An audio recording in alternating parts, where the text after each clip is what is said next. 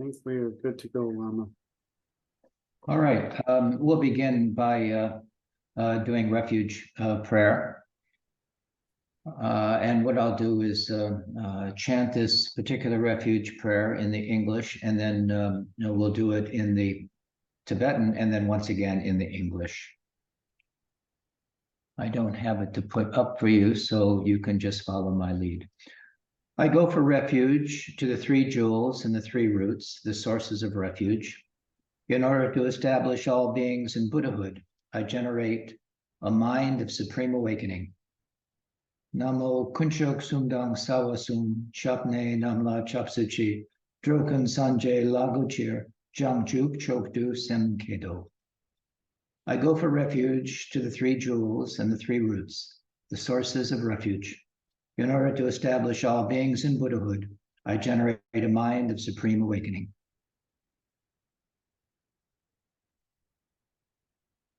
So good evening, everyone. Thank you for taking the time to be here and to contemplate the Dharma. And we should always, turn our mind towards the Dharma. And, we start with the refuge and understanding that we listen to the Dharma for the twofold benefit for ourselves, but for all suffering beings. You may know that one of our teachers in the Karma Kagyu tradition, Khenchen Tronggu Rinpoche, recently passed away on June 4th, 2023. And he was one of the most acclaimed senior teachers in our Tibetan Buddhists in general, and much revered in our precious Karma Kagyu lineage. And it happens that I received both my Getzel vows, the intermediate ordination, and also the Gelong vows, the full ordination of a bhikshu, from Khenchen Tronggu Rinpoche. And we say he entered parinirvana. In Buddhism, parinirvana is a Sanskrit word that is commonly used to refer to nirvana after death, which occurs upon the death of someone who has attained nirvana during their lifetime. It implies a release from the suffering of samsara and the attainment of the ultimate nirvana, enlightenment. So I wanted to add a brief teaching from Rinpoche about how we should listen to the Dharma teachings. And this came from a teaching about medicine Buddha, but it really applies to all teachings. In that particular teaching, Shakyamuni Buddha gave a teaching about the medicine Buddha in Vaisali, a major city in India. And that sutra was known as the Sutra of Medicine Buddha. And it was Manjushri who made the request of the Buddha to turn the wheel of the Dharma. But before he began his discourse, the Buddha enjoins Manjushri to listen well, listen fully, and hold this in your mind. This has particular meaning with respect to how to listen to the Dharma teachings in general. So I thought it would be good to just consider this.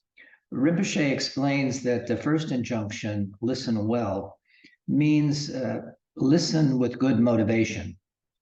If you have good motivation for listening, then the Dharma you hear will contain in a pure form in your mind.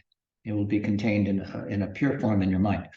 So on the other hand, if you listen with an impure motivation, with attachment or aversion or some other kind of negative qualities, then your mind will become like a container that holds poison.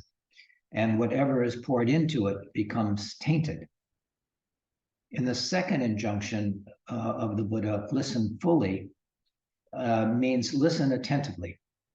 You may have a good motivation for listening to the teachings, but you may be distracted.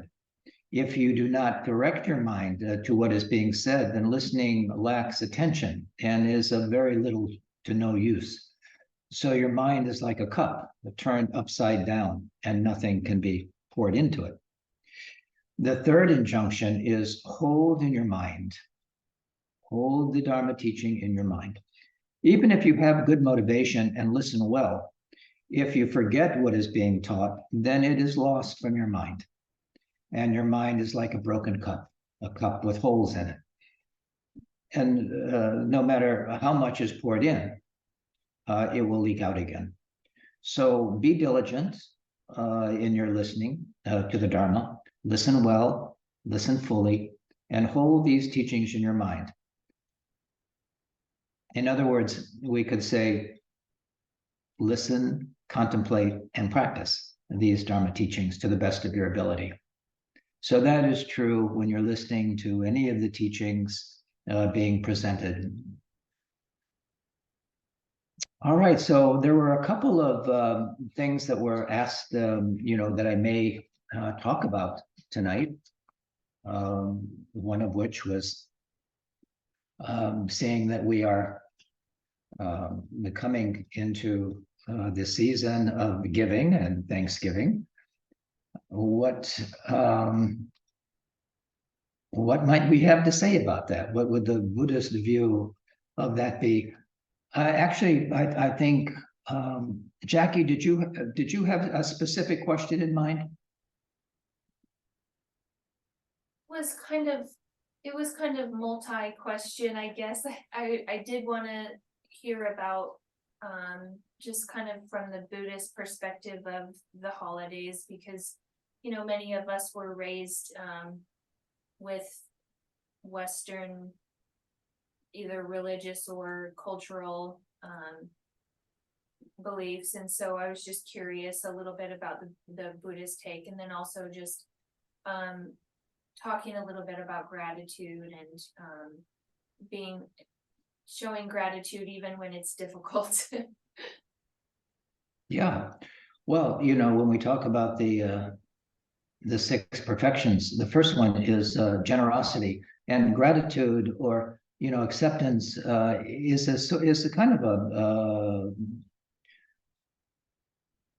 has to do with gratitude or generosity. It's the perfect enlightened quality of charity and giving. So being receptive is and generous and accepting, what others give to you in a open-hearted way is certainly good. We'll talk more about that. But Thanksgiving, as it is celebrated in the United States, is not a Buddhist holiday, but however, the principles of gratitude and thankfulness are certainly important in Buddhism, just as they are in many other spiritual philosophical traditions. In Buddhism, in the language is Kantanu, or in Pali, the language of the original Buddhist text, is considered a fundamental moral virtue, as we were saying, and it is a recognition of the benefits that one has received from others. And the practice of gratitude helps to cultivate a sense of connectedness with others, and it serves as an antidote to negative emotions like greed and envy. And so gratitude in Buddhism can be expressed in a number of ways. One can show gratitude towards one's parents for giving life and providing care, towards teachers for imparting knowledge, towards friends for their companionship, and towards all sentient beings for maintaining the balance and harmony, in the universe. Gratitude is also expressed towards the Buddha, the Dharma, and the Buddhist teachings, and the Sangha, the community of practitioners, for providing a path to enlightenment. We have lots of opportunities, to be thankful and to cultivate this feeling of gratitude.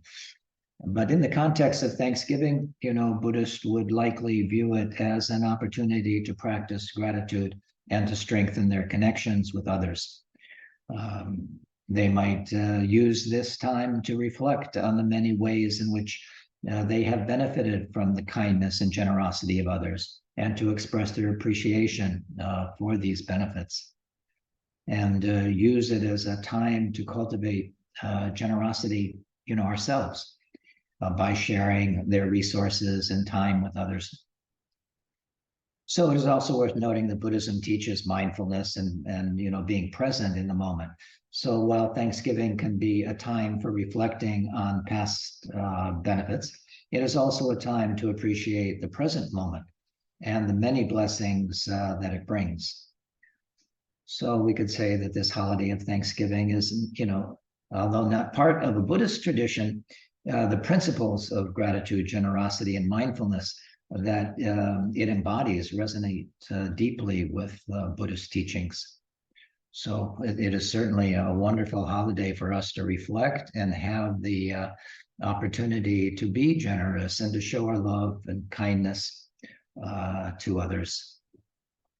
I don't know if that answers your question, Jackie, if you have any other kind of question about that. No, I just thought it would be a nice thing to talk about. Thank you. Yes, it certainly is.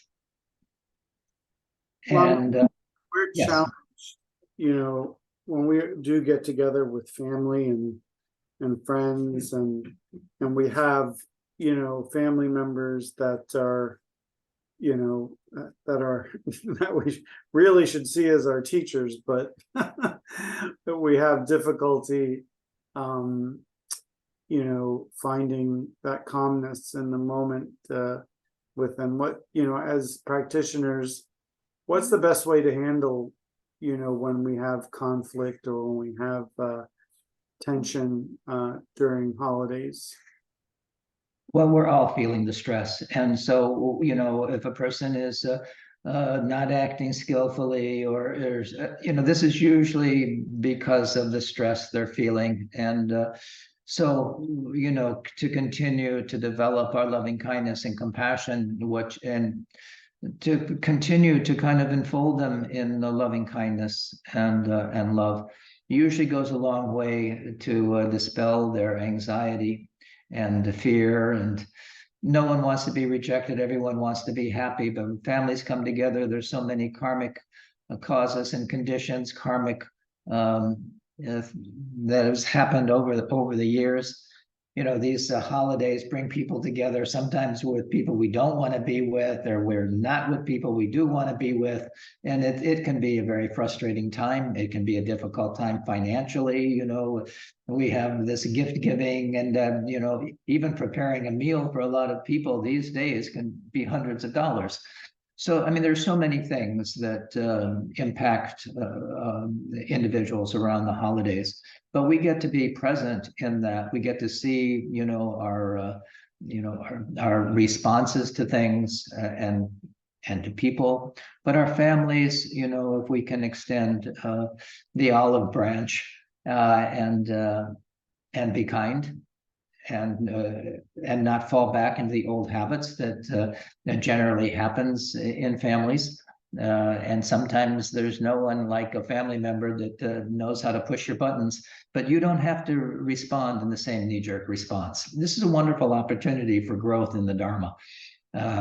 Because often it evokes particular, again, knee-jerk or these, our kleshas, our habitual patterns tend to rise up here. So we have an opportunity to uproot those now. And so we should use the opportunity to do just that instead of falling back into the old patterns.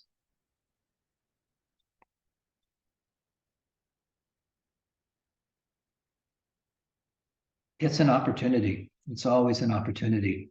When we have some negative emotion, we get to look at it and hopefully not just engage in our habitual patterns of anger or frustration or all the different things that happen in families.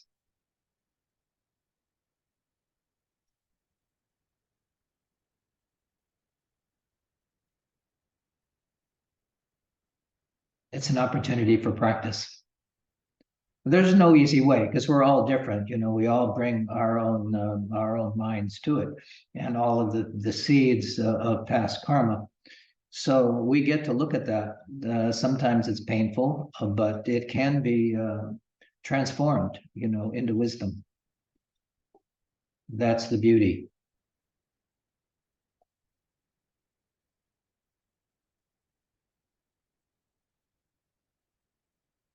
Any particular comment or question?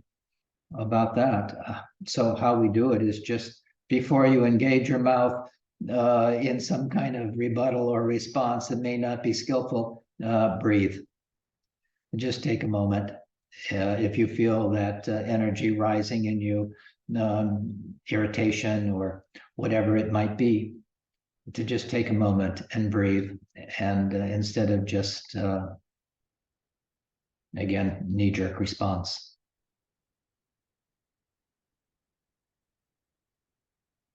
Thank you. Yeah, we'll all have the opportunity to practice that. Lama Losang. Also, a lot of us are being invited to family or loved ones if we have them, or in my case, some of the support groups that I work with, being invited to the Thanksgiving dinners. And of course, there's that large dead bird sitting in the middle of the table, and there are people drinking. It's just, it seems like a lot of alcohol and gorging of food. And is it best sometimes just to say, I appreciate the offer, the invitation to do this, but to avoid putting yourself into a circumstance where there are so many triggers? Well, hopefully, you don't have to just eat the dead bird. There's probably other things that you can do, but it's certainly a choice that you make. If it feels like it's overwhelmingly intense to deal with that. The drinking, of course, is always optional, but I think people drink because they're anxious. It's a kind of a drug. It's self-medicating. So again, we just see with the eyes of love and compassion that they are suffering as well. And you can pick and choose. You may not get a full meal. There may just be but hopefully there's usually with a Thanksgiving meal, there's lots of vegetables and things. So salads and the like. But yeah. But the Buddha, I'm not suggesting you necessarily eat the meat, but the Buddha said whatever goes on your plate or whatever went in your begging bowl is the offering that they're making to you. And in a way, you don't want to deny them that merit, actually. And so there's lots of ways to look at it. And when we look at meat eating, there's so many aspects to it. And people can get really carried away with it and thinking that, oh, I'm vegetarian and, there's no harm in that. But indeed, when you till that field, there's billions of sentient beings that are killed in that process. When you add the pesticides, insecticides to it, and there's probably more beings killed for that carrot than there have been for a cow. But at any rate, we have to look at this with a certain objectivity and certain compassion as well, and not be too fixed in our ideas about things. I heard a teaching once about if you did receive meat in your arm's bowl and you eat it, you should still do like X number of Omani Pemi Homes while you eat or immediately afterwards. You're just doing your meal offering, the full meal offering, which has to do with the purification of anything that goes in that bowl. But certainly there's no harm in continuing to do mantra with that aspiration, for any beings that have been sacrificed for this holiday. Thank you, Lama.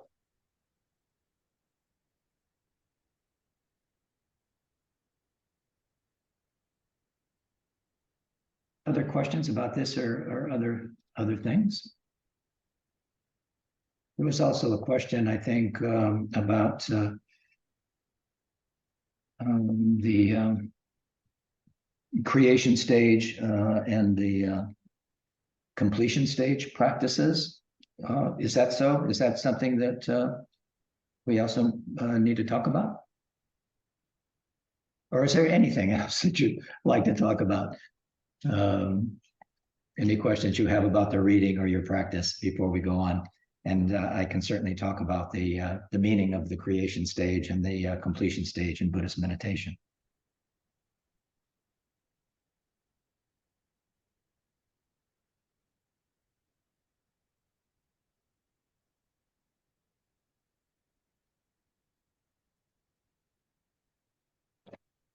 I like this to be conversational, so that we have an opportunity to interact a little bit, and actually, you do have questions that you may have been contemplating.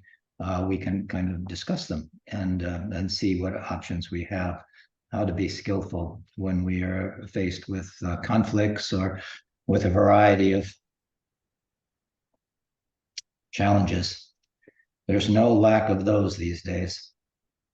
Lama, during mantra, I know that each mantra has its own visualization, and that we, the most proper form of mantra is to visualize the deity or to visualize the actual mantra itself. But sometimes I find myself thinking about those that need benefit. When I do mantra, or visualizing, the Buddha as near those that need benefit. Does that fit into our mantra? The different mantras that we do, like Medicine Buddha mantra, Chenrezig. Is that an acceptable way when you're doing mantra to generate compassion during practice? Absolutely. So I think that brings us to just a discussion about creation stage.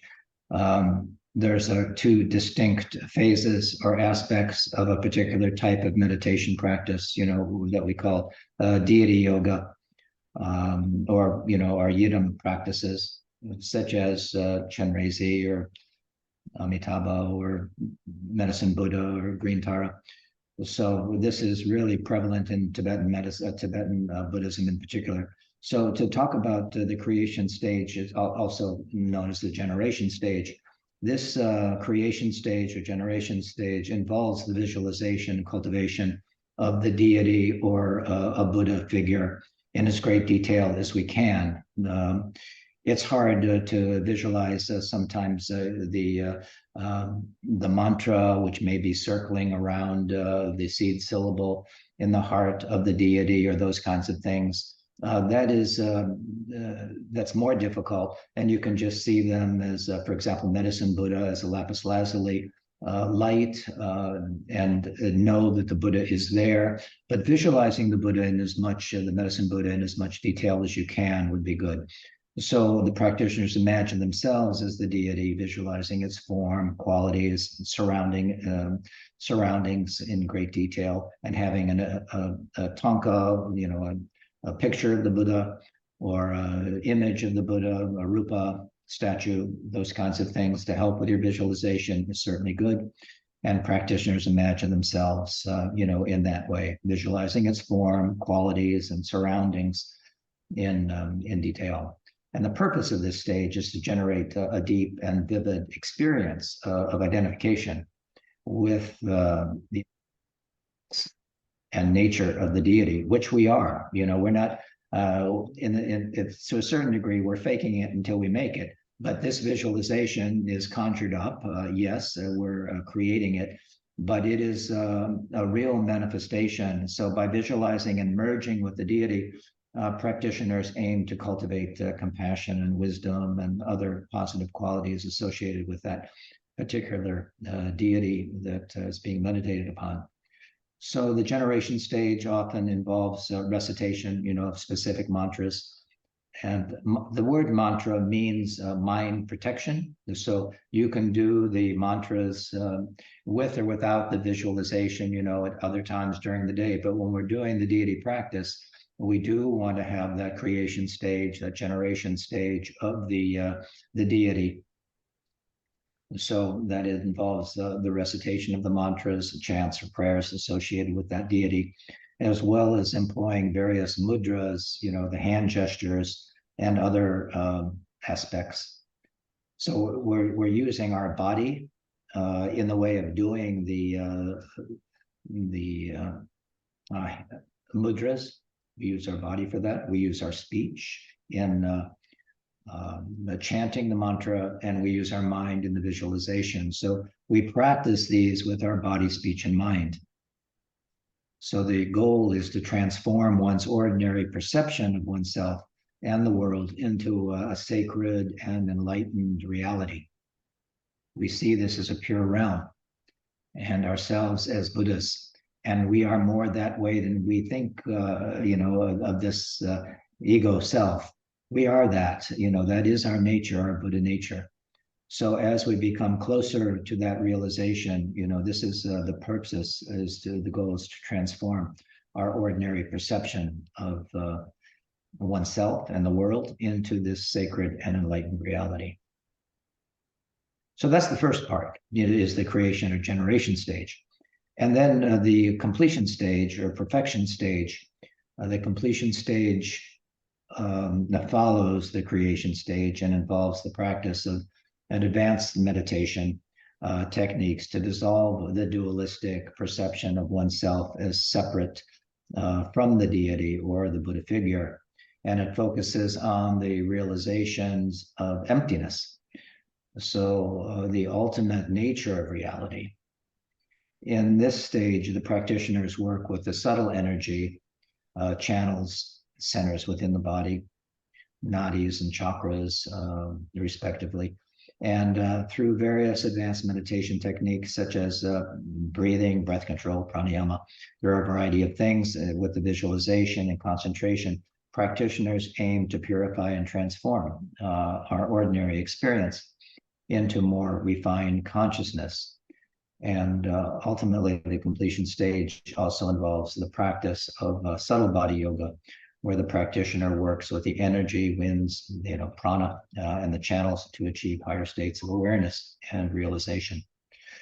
So the ultimate aim of the completion stage is to realize the emptiness of oneself and the deity, and we dissolve it into emptiness and attain the state of perfect enlightenment. That is our Buddha nature. That is the aspect of the insight meditation, vipassana. Shamatha is the generation stage where we're imagining, the deity, and that represents us, and we visualize that as much as completely as we can. We're using our mind in that visualization. That is shamatha. But when we dissolve that visualization into emptiness, along with ourselves, that is the practice of insight meditation, and leads to the understanding and direct a realization of emptiness. So it's important to note that that creation stage and the completion stage are typically part of a comprehensive meditation system, and are often taught within the context of secret mantra, the Vajrayana. So these practices require, guidance and instruction from qualified teachers and empowerments and the like, with teachers and lamas within the specific lineage or tradition of that practice. So any other questions or comments about anything else? Do we need to expand on that, or we got it?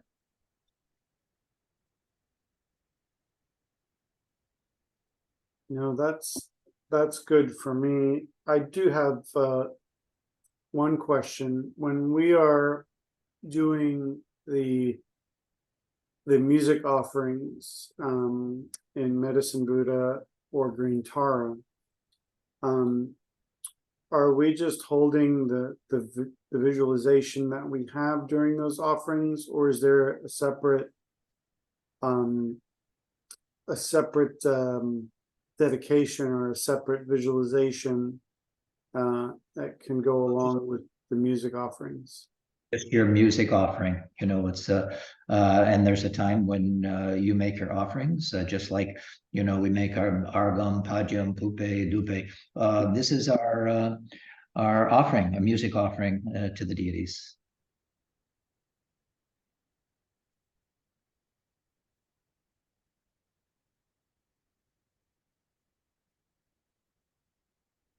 Shabda, music, sound.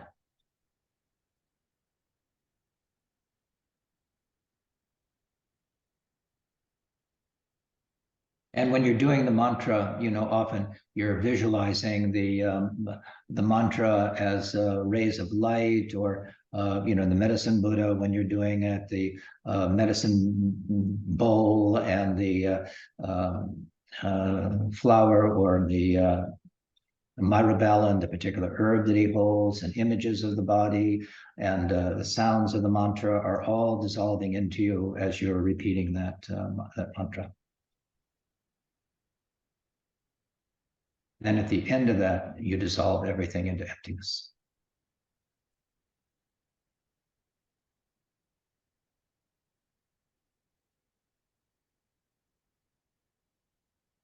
So is it, you absorb the deity into you, and then you're inseparable, and then everything dissolves into emptiness? That's right. Yeah, you dissolve everything into the deity, into you, and into your heart, and the seed syllable from the bottom up, that dissolves and into emptiness.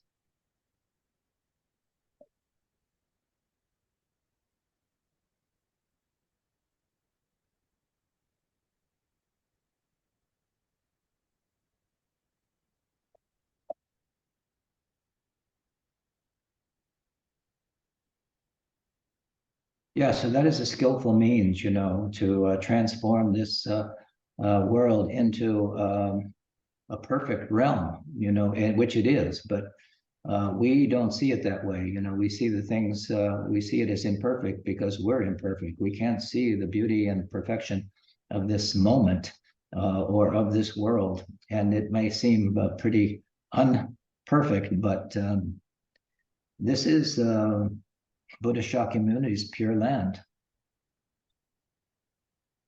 But and so distorted, and our kleshas have superseded our understanding of emptiness, and that is displayed every day on the news. But that is not the truth. That is an aberration of the truth.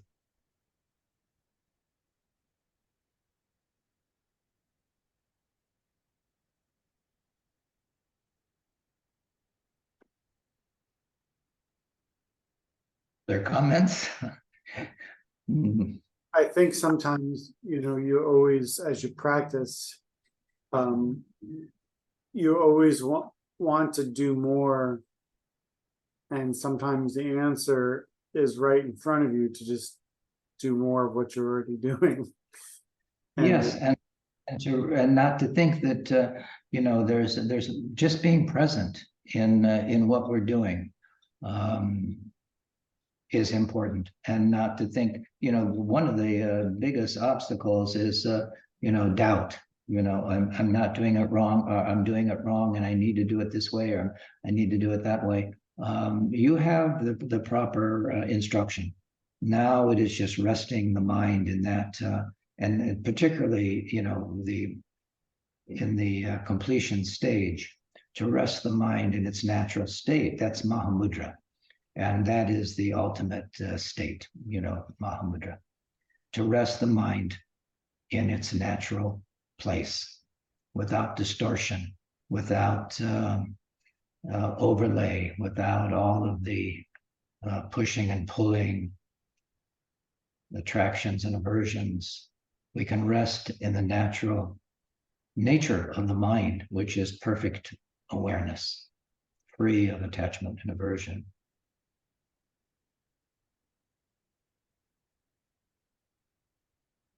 And that's the thing that we need to become familiar with. So we extend our meditation in the absorption of that state. So once we tame our mind with shamatha, it's workable.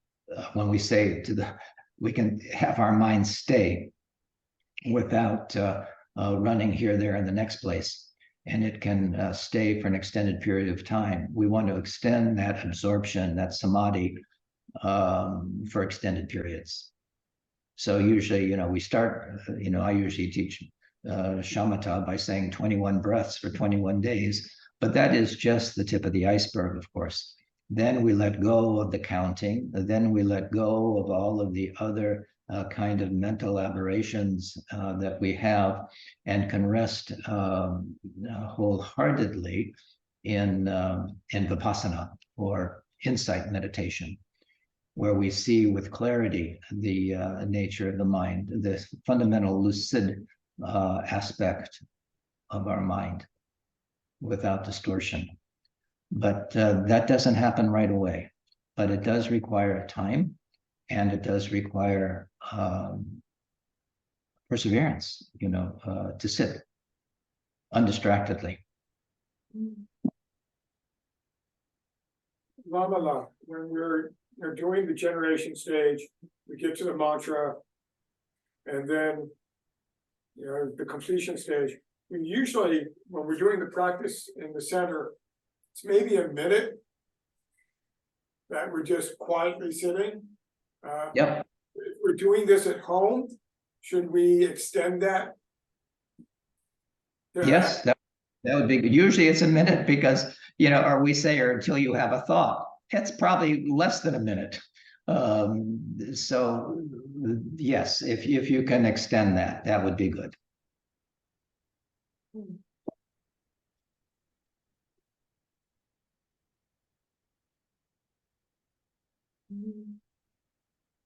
And I think, Lama, it's not necessarily shamatha either, correct?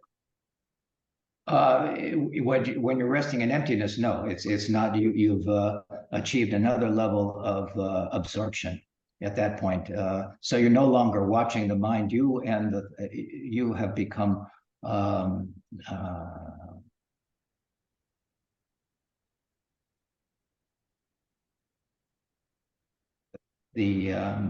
your Buddha nature, basically, with the clarity of your mind. So that is the thing that we want to extend, and it's really hard to talk about that. What anything we say about nature of mind is a contrivance. You have to experience it. Any word that we use, then we think we know something about it, and it's a thing. This is not a thing. It is the union of lucidity and emptiness and bliss, and all these things that we talk about in Mahamudra. It has vast aspects to it, but certainly as we become more familiar with resting the mind in its state, then we become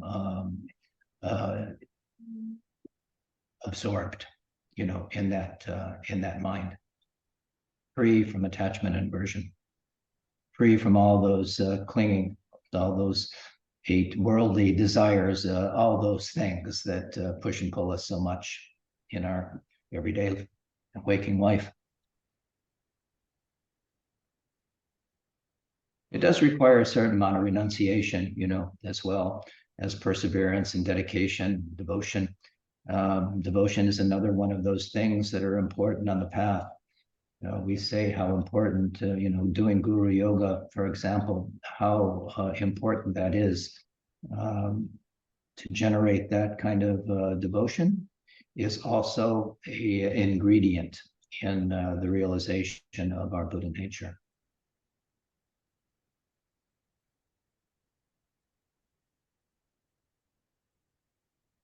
It's hard for us, there's so many kleshas that we have to purify. So, that's what these practices are for. That's why we say the foundation, the ordinary foundation, contemplating the 4 thoughts, and the extraordinary special foundations of Nindra are important to help with that purification.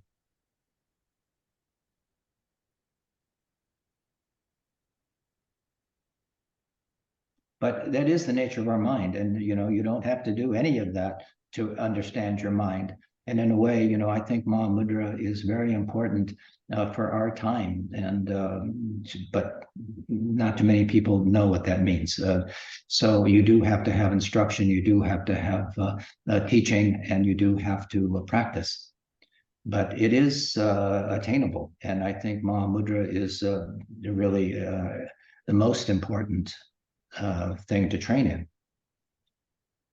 For Westerners in particular, Westerners can grok this without a lot of other overlay, just to rest the mind. But it requires a little preliminary practice, the things we were talking about, to prepare the mind for such an event.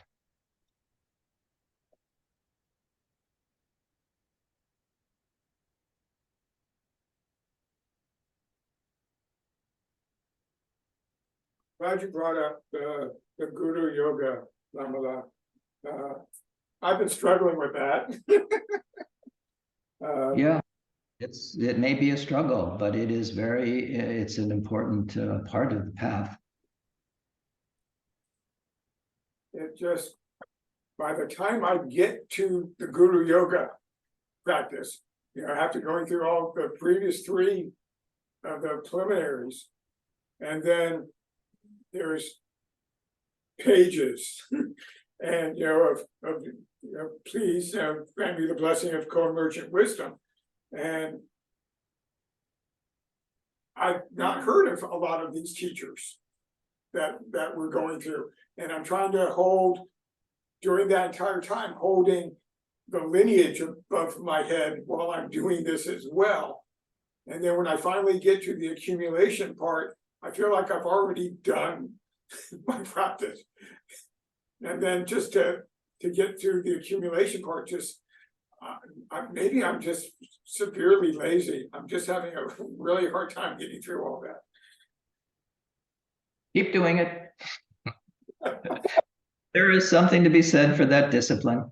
And just like working out, we don't like to work out and pump iron, but you don't start with 150 pounds or whatever it is. You have to build up to it. And so we are creating that mental muscle by doing this, but we have to train our mind, and it is very facile and it doesn't want to be trained sometimes. I use the example of training a puppy. You tell it to stay, and does it stay? Well, maybe, but as soon as that squirrel runs across, it's over.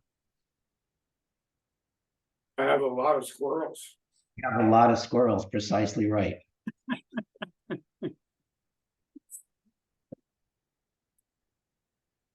But it's doable. You are trainable, but because you feel frustrated, or because it's not because you can't do it, we just haven't achieved that level of stability.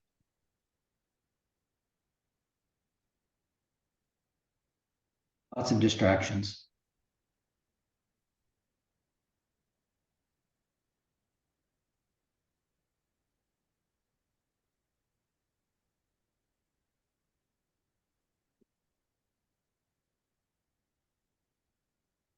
So any other questions about practice and or what you're reading, either the texts or maybe you're reading other things in addition to the text that you're reading on Tuesday nights, but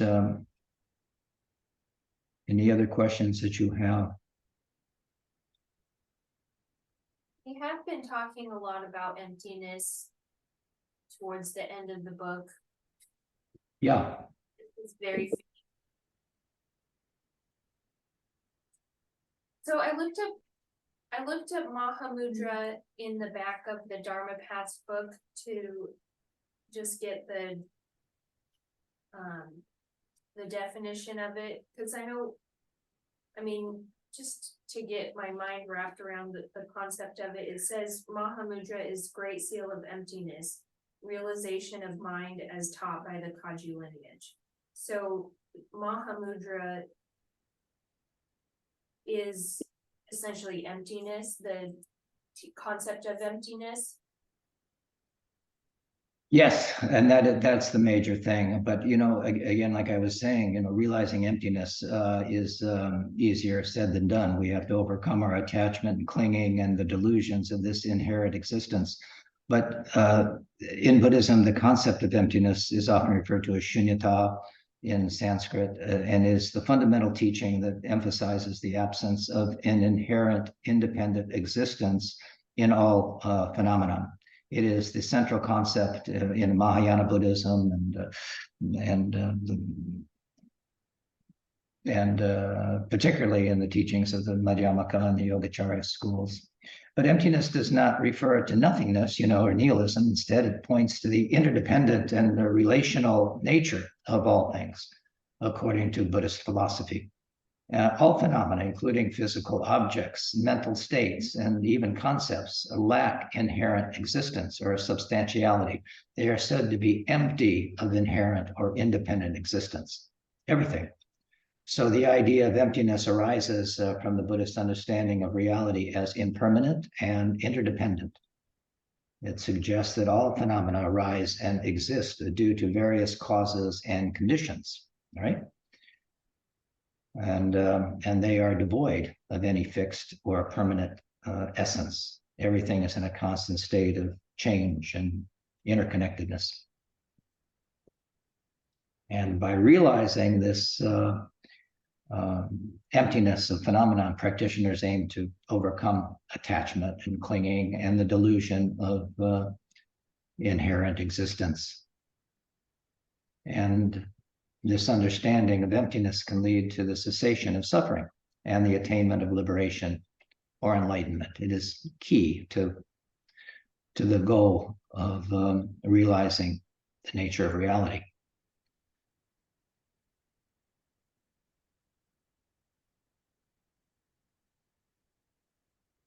So emptiness is seen as a profound insight into the nature of reality that transcends dualistic and conceptual thinking. That particular definition that you read it'd be hard to make heads or tails of that. It's important to note that emptiness is a concept that can be challenging to fully comprehend and requires deep contemplation and meditation to be realized experientially, which is how it must be realized, and is often taught in conjunction with other Buddhist concepts such as dependent origination and non-self, anatta, and the Four Noble Truths, and the basics of what the Buddha taught. But emptiness is, when we talk about Mahamudra and the Kagyu lineage, that is the quintessential understanding,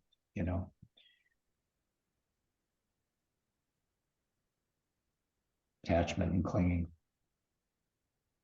and this inherent existence.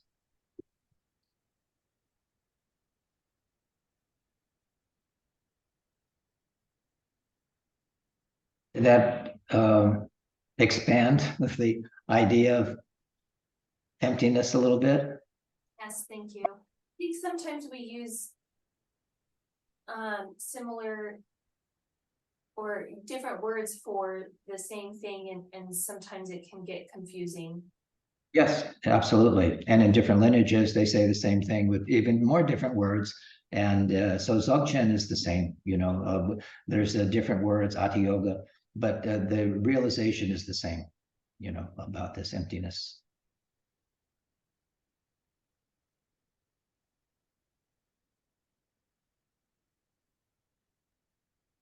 When we were reading in the last section of Excellent at the beginning, we were talking, or Kempo was talking about the idea of phenomena.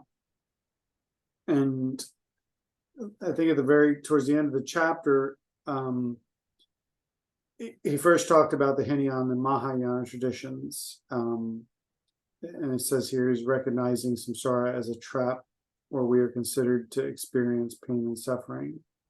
But then he started talking about the Vajrayana perspective, how we look at Buddhas and Buddha fields or pure lands as pure nature. Right. So when we visualize a Buddha and we visualize ourselves as the Buddha as well,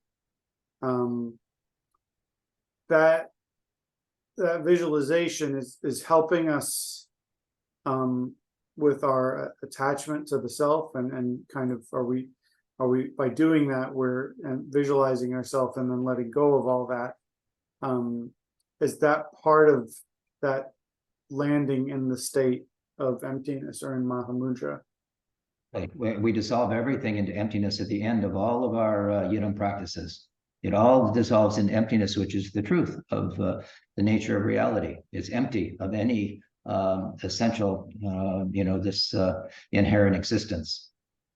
Even the Buddhas, that is, it's our delusion of inherent existence. So that by realizing the emptiness of phenomena, practitioners aim to overcome their attachment and clinging to this self and the delusion of this inherent existence that we call self. It is believed that understanding emptiness is what leads to the cessation of suffering and the attainment of liberation or enlightenment. It's a profound insight into the nature of reality. And, we have to transcend the dualistic and conceptual thinking. And that's generally how we think, in dualities. It's the self and other, it's this and that. It's rarely, we have all these concepts about things that take us away from the reality.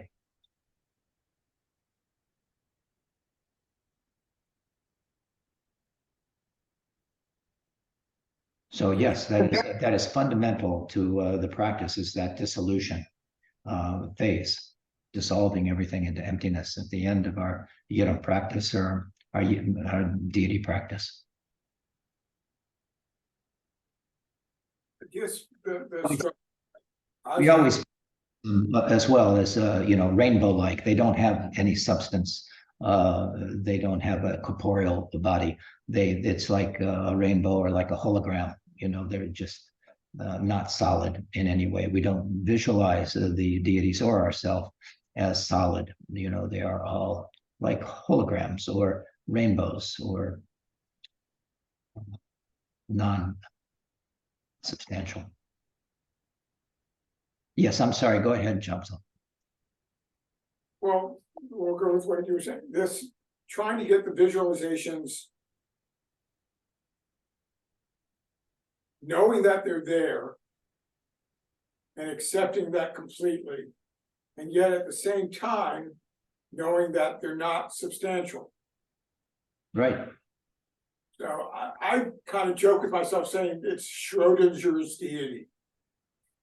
Well, we talk about Nirmanakaya, Sambhogakaya, and Dharmakaya. In the Sambhogakaya realm, these they appear, they have form, but they have no substance. They can manifest in a form body. That's two form bodies, Nirmanakaya and Sambhogakaya. But the Sambhogakaya is form. It has form, but it is insubstantial. And it can have rudiments. We can visualize them in a particular kind of way, but it's like clouds in the sky. Well, it's even, it's more like a hologram. They appear, but they don't really exist substantially.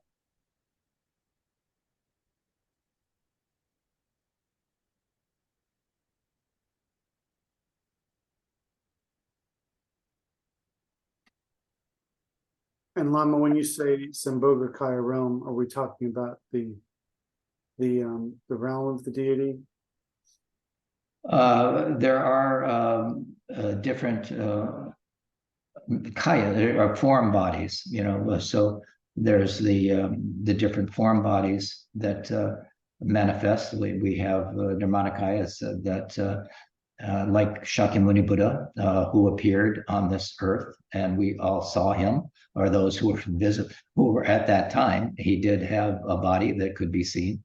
But when we do Chenrezig practice, for example, he's in the Sambhogakaya, or she. They don't have sex; they're sexless as well. They don't have they have form, like we said, but they don't have corporeal substance like a Nirmanakaya. And then the Dharmakaya is out of which everything arises. It is our Buddha nature. It is the essence of the wisdom that manifests as anything, that it can manifest as anything.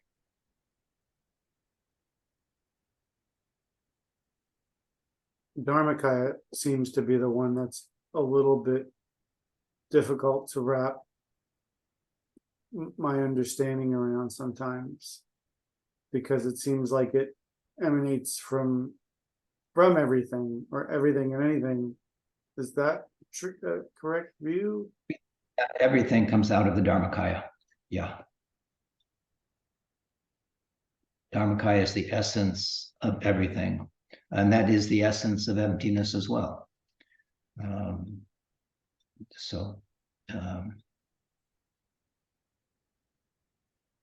Yeah, it's hard for us, to imagine these Dharmakaya, and because it is all encompassing. It is beyond elaboration. Anything we say about it, again, is going to be concept that we have. It's not that. So in Buddhism, Dharmakaya is a term that refers to one of three bodies, as I mentioned, the Trikaya, of a fully awakened being as well, such as the Buddha. And the concept of the Trikaya is particularly prominent in Mahayana Buddhism, but in the Vajrayana as well. The term Dharmakaya is derived from Sanskrit, and where Dharma means the teachings of the truth of the Buddhism, and Kaya means body or embodiment, and Dharmakaya is often translated as the body of Dharma, or the truth body, or the absolute body, representing the ultimate nature of a Buddha, and your ultimate nature as well. It's our ultimate nature, which is beyond conceptual understanding. It is considered to be, the unmanifested, unconditioned, and formless aspect of everything, including Buddhahood. The Dharmakaya is said to be free from all limitations and defilements, and is characterized by the qualities of wisdom, compassion, and perfect enlightenment. And so it's a little hard to wrap your head around that. Well, I remember teaching where there was actually the fourth Kaya, which involves all the previous three Kayas being one. Yeah, that's right. Shabot Kaya? It is the combination of all of them. It's just in fact, sometimes you'll I think here five. There's another way that we can look at it, but basically, these the three Kayas are to what we usually talk about. The Svabhavakaya is the fourth, but that is really a combination of the three that we're talking about. And then again, the Dharmakaya is understood as the embodiment of the ultimate truth and the unity of all phenomena. It is the underlying reality that transcends the illusion of individuality and separateness, and it's the essence that pervades all things and is inseparable from the fabric of existence. It contains everything. But, we can't even say that because it's not a container. So while the Dharmakaya cannot be directly perceived or comprehended by ordinary beings, it is believed that the Buddhas manifest in various forms, to guide and benefit sentient beings. And these manifestations are known as the other two bodies of a Buddha. The Sambhavakaya, the body of enjoyment, and the Nirmanakaya is considered the highest aspect of Buddhahood, representing the ultimate goal of liberation and enlightenment, the Dharmakaya.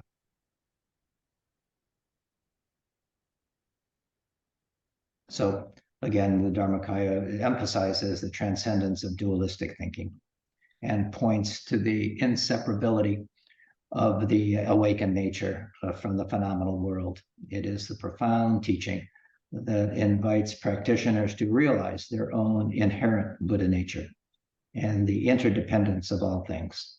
That is the essence of the Dharmakaya.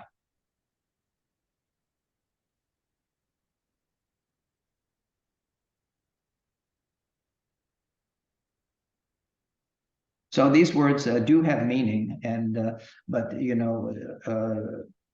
we think we know something about it if we read the definition. Oh, it's this, but this is so vast and so profound that, but we can't experience it directly. It's our nature. It's our Buddha nature. So we will understand it as we progress along the path.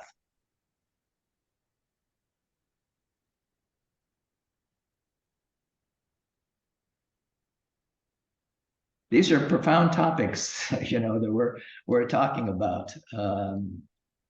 But the Buddha taught very specifically ways to realize this. So if we can follow the path, we say that there's two obstacles to the practice, and one is not starting and one is not finishing. We have to finish the path, which we have not done yet, and we have to understand the path to traverse it correctly. And there are a number of things that need to happen in terms of our cultivation of merit and purification and right to teachings and devotion and those kinds of things that are paramount to the practice.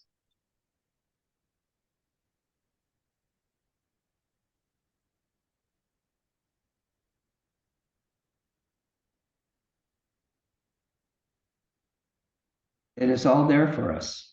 We have the good fortune of having teachers who are here and available to us and can give us the instructions, but no one can do it for us.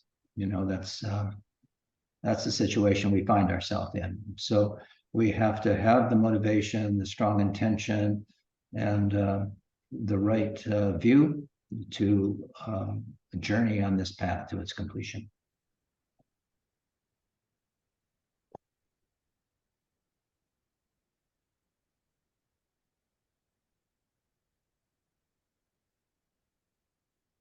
So we continue our practice, we continue our reading, we continue our discussion with each other. So Sangha, we say the three jewels. The Buddha, the guide who gave us such profound teachings, 84,000 different ways. Now we don't have to perfect 84,000 ways of Dharma, but if we can perfect one of them, we can attain the goal. I mean, we are all different. We all have different causes and conditions. There is no one like you in the world, never will be, never has been, never will be. The causes and conditions that brought you together, your parents, genetically, your mind stream from beginningless time, all of these things are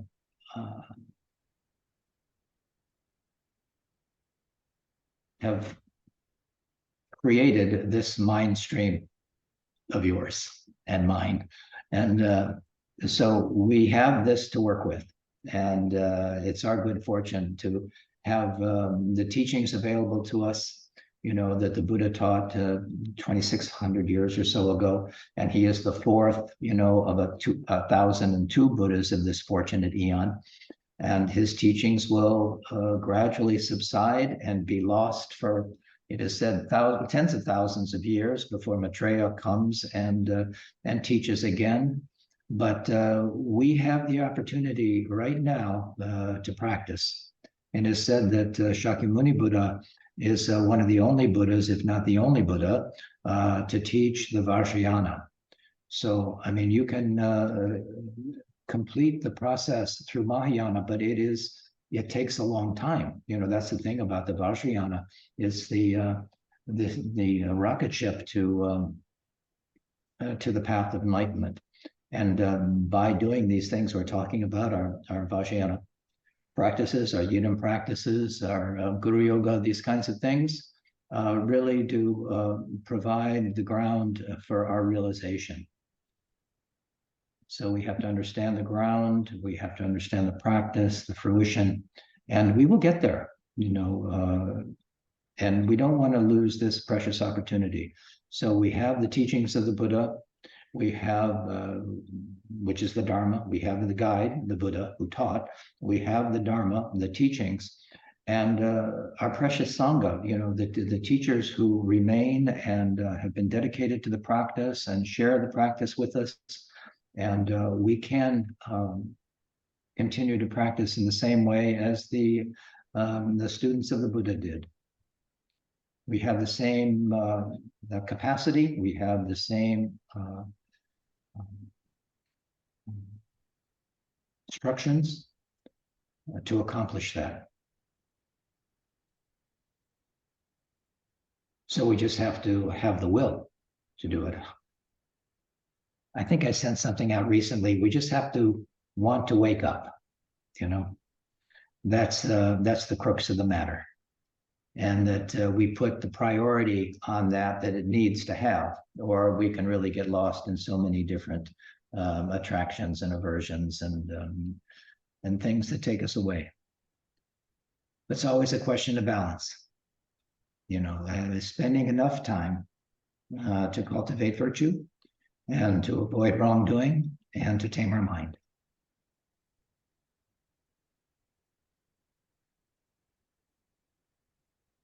It just always seems like a full-time job.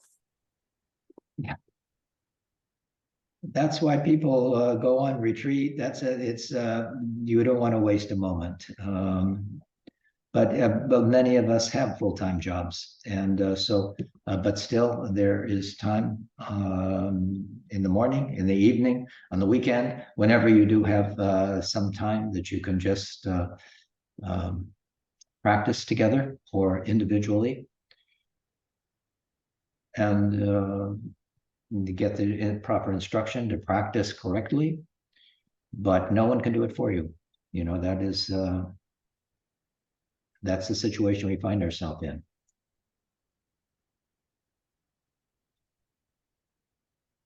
But you've entered the path, so you're definitely going to get the result sooner or later. Hopefully it's sooner for the benefit of all sentient beings.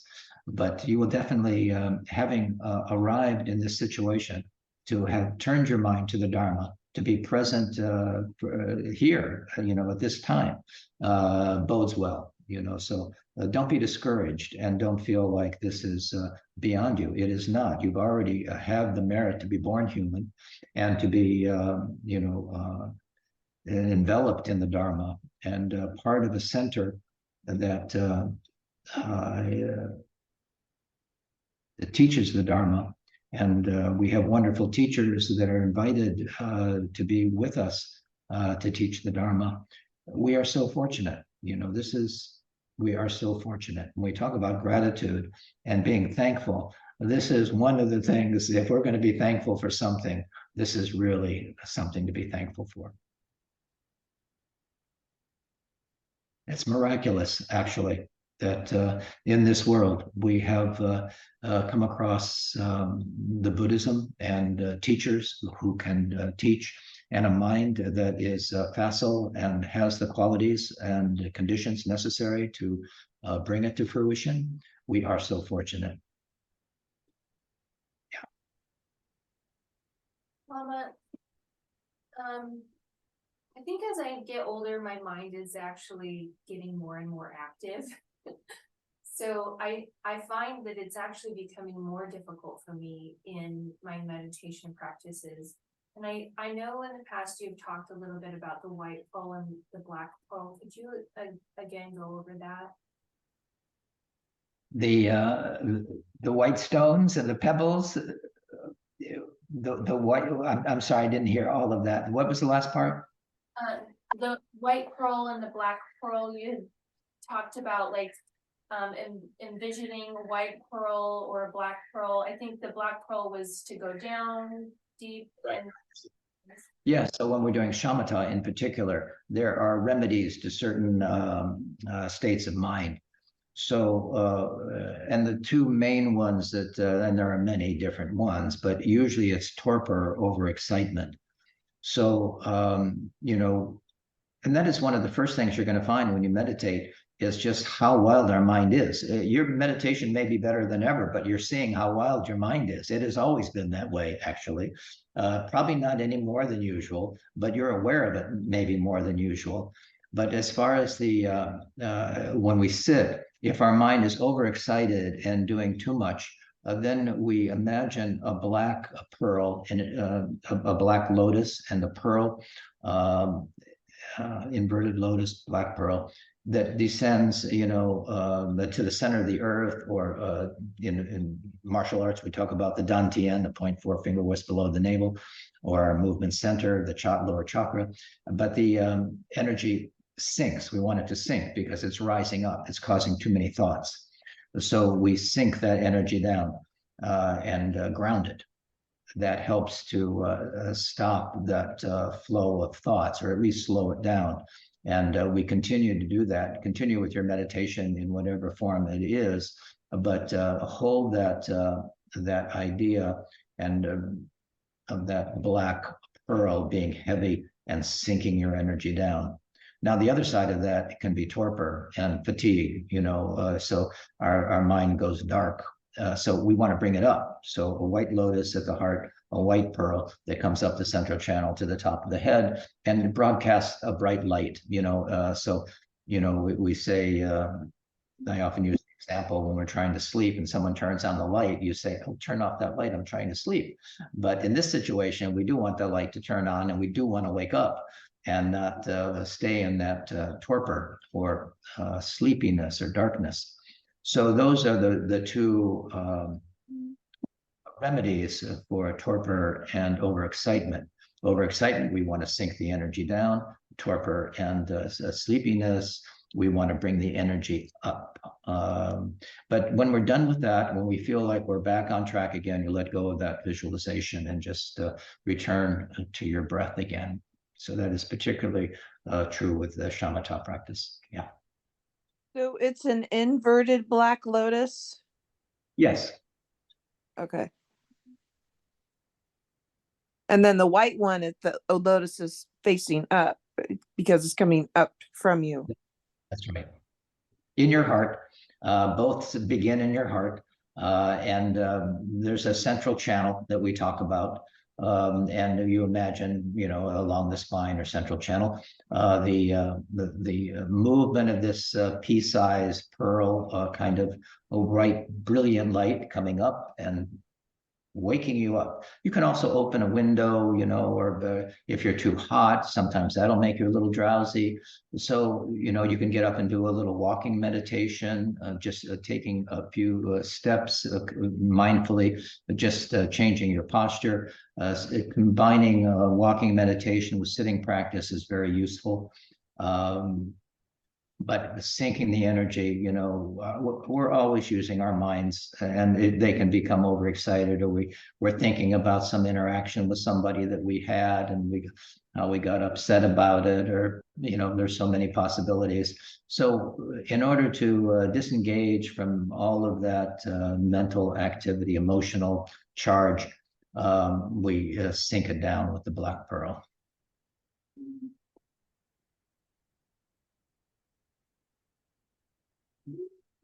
Do you think that helps for anger too?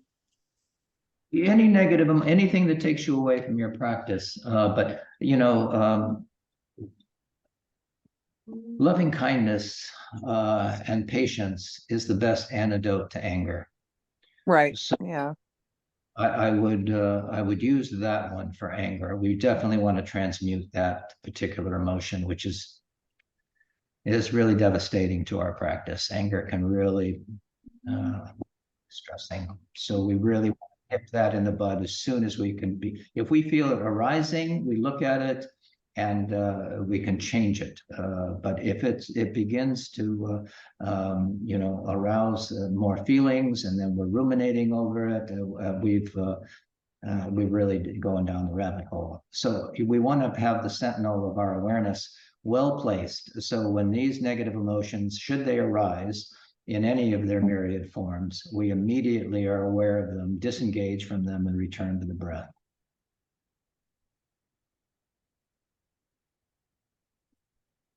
That's a part of the practice.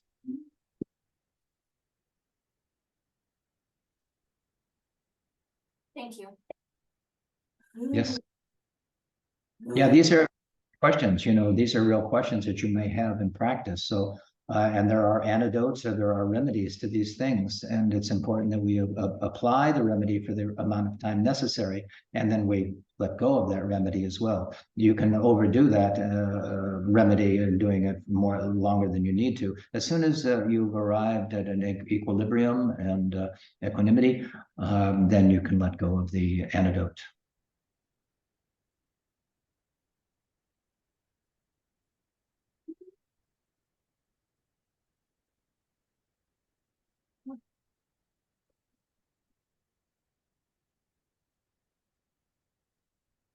Yeah, it's always good to have questions about your personal practice that you've been ruminating over or unsure of when it comes to shamatha or your other practices.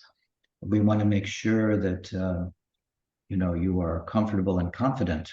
As I say, doubt is one of the big obstacles to practice.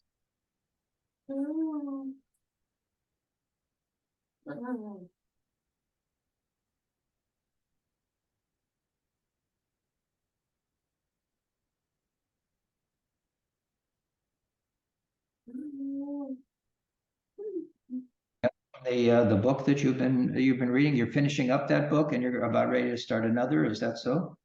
Correct. I think we literally have maybe 2 pages left of excellent in the beginning, and then we just got the books in for Essence of Buddhism. yes, they Yes. just, so where that's going to be our next book for Wednesday nights. Charles Rinpoche's book, Essence of Buddhism. That's a good one. Well, they're all good, but you've been doing some wonderful books. But this will go right along with that one. Rinpoche's. Yeah. And then Saturday morning. Oh, go ahead. Sorry. I was gonna say, I heard Jackie mentioned Dharma paths. Is that a good one for beginners? That's the one we always recommend. That's really top of the list. That is Okay. Khenpo Rinpoche's book for beginners. So that really lays out the path clearly. And so, yes, that's a very good one. Okay. I like that it has kind of a vocabulary section in the back too for common terms. Yeah, always look at the vocabulary in the back, because these are words that you want to become familiar with. You'll see them again and again. So it's important to understand their meaning. So yes, that's a good point. Essence of Buddhism also, I think, has a glossary or in the back, Dharma dictionary.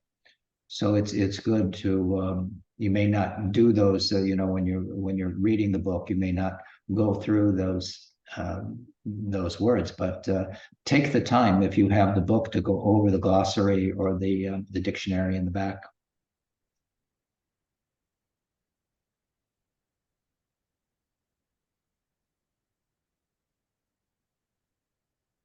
Well, if there are no more questions, we can end here. I think that's all that I needed to say.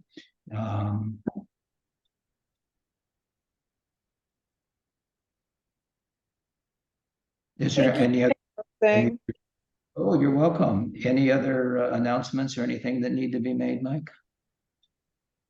I believe the 7th. So next week we're starting the new book. Our regular first light ceremony is coming up on January 1st. That's our typical ringing of the new year. We'll be having that ceremony here, as well as I'm sure you will, Lama, as well. You too. We've been doing that for years. So hopefully that'll be a nice way to bring in our new year. So First Light is done, around the world. All of our centers at First Light or close to it do the practice. So as the sun comes up, we are practicing around the world. So it's kind of a really powerful event that we're all connected to.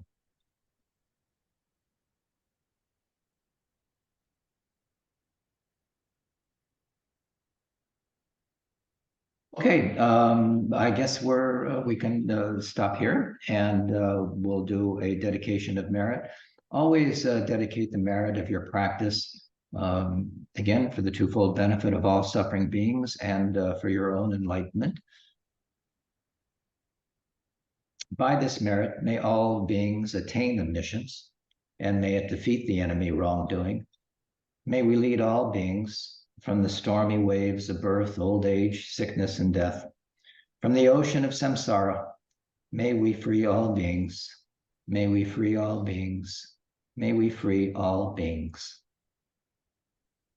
Thank you, everyone, for being here, and I look forward to seeing you the second Tuesday of next month. If everything goes according to plan. Thank you, Lama. Thank Thank you. you. Yes, have a nice rest of your evening.